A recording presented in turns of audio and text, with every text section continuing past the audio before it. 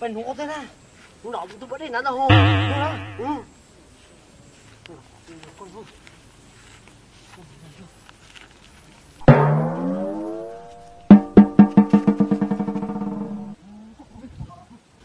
Nè. Trời ơi, cho bảo một nan mà tiểu một dao rồi. Rồi, mình sẽ bỏ lên cùng cô dao. Gà. Chúng mày tua anh chết tỏi mà. Ôi rồi. Tóm chết tóm này. Nói chúng chết. Còn nó chết chúng một dao quá.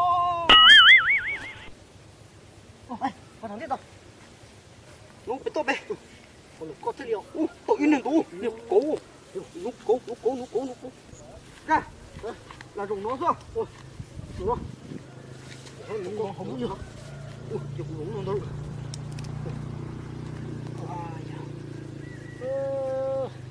Nó tụt xuống nhà cho nè.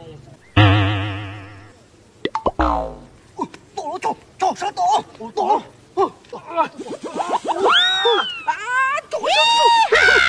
Nó đi lôi ở cuối cổ thôi. Nó.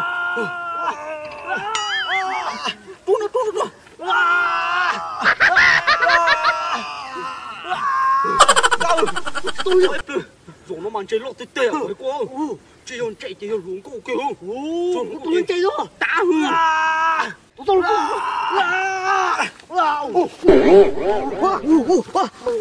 Gà cổ.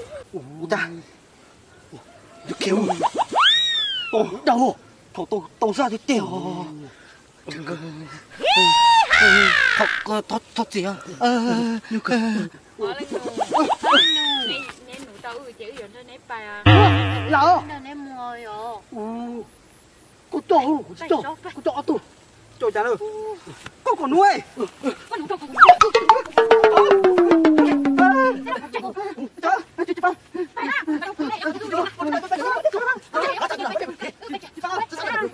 Chim mua. Về cái túi này nó bẩn á. Nhìn thấy chứ nó tao. Chị phải no. Nếu chị về à? Chị về bên đó. Nói kệ. Nói chào. Tôi menu nếu chị nhá Tôi chỉ muốn trẻ nhỏ. Nhưng mà chỉ muốn trẻ nhỏ. Bà trẻ à, thả bà trẻ. Chị cả nếp bao. Nếu nhóc còn tự nhóc còn tao. Chỉ muốn trẻ nhỏ là, chỉ muốn trẻ tôi trả. Nếu chị ưng thôi, nếu kia nếu tôi. Chỉ muốn trẻ nhỏ là.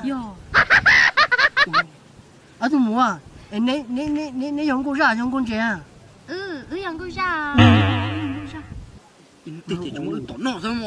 Ôi gì mà? Ôi ôi, nếu ở tụi chị tỏ đi mà. Chị tỏ đi mà.